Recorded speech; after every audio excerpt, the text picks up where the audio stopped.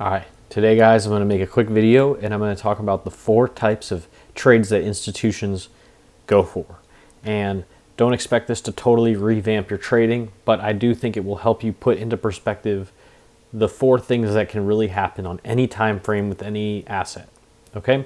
The 4 types of trades are this: pump then dump, dump then pump, pump to pump, dump to dump. Okay?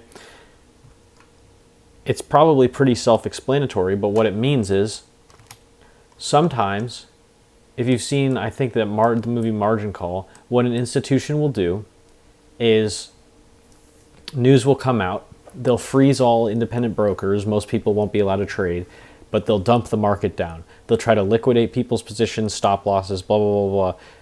They're selling the market to take up inventory at a discount, and then they're going to begin aggressively buying once they've run enough stops, right? And they don't have to necessarily calculate it. They just know if they sell off the market enough, whatever, 100 points in this case, if they start buying after they've sold it off 100 points, they're going to make some money, right? Because they're going to cause some people to lose here, and then they're going to cause short sellers to be baited in, and then they're going to make money off those people stopping out when they lose too, right? But in this case, on this time frame, it was that they were dumping it to pump it so that they could take it higher and then make a, take profit somewhere up here, I guess. That's what it looked like happened, right? Taking some profit, taking some profit, taking some profit.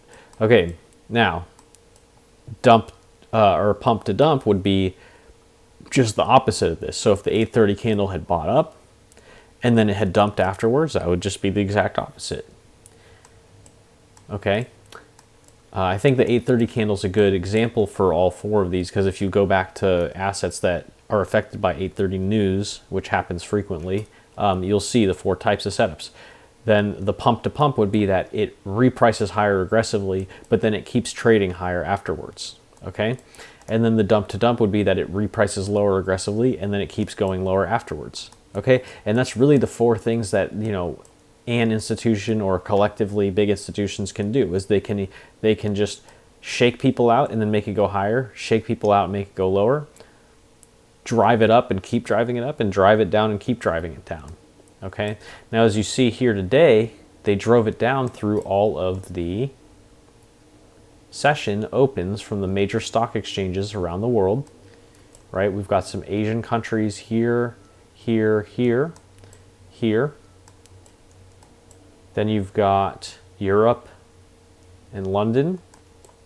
And then there's 8:30 Fedwire open. As soon as, Fedwire opens, but also there's the news dropping right as Fedwire opens. And I hope you notice that a lot of the time, Fedwire will open right, it always opens at 8:30, and there's a lot of news at 8:30. So it's kind of funny that right when news drops on a lot of days, Fedwire's opening. But anyway, boom, look at that. Just cascades, taking out all of these traders who are in long positions from those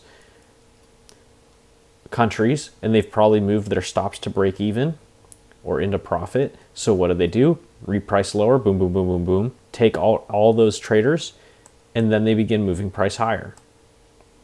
And as you can see, price tends to reject from those levels as well, just even in between, like for smaller moves, like right there, right here, right here. It goes a little bit below it, but then rejects. So definitely relevant levels to pay attention to. When are people jumping in the market? At their home country, what's their 9:30 a.m.?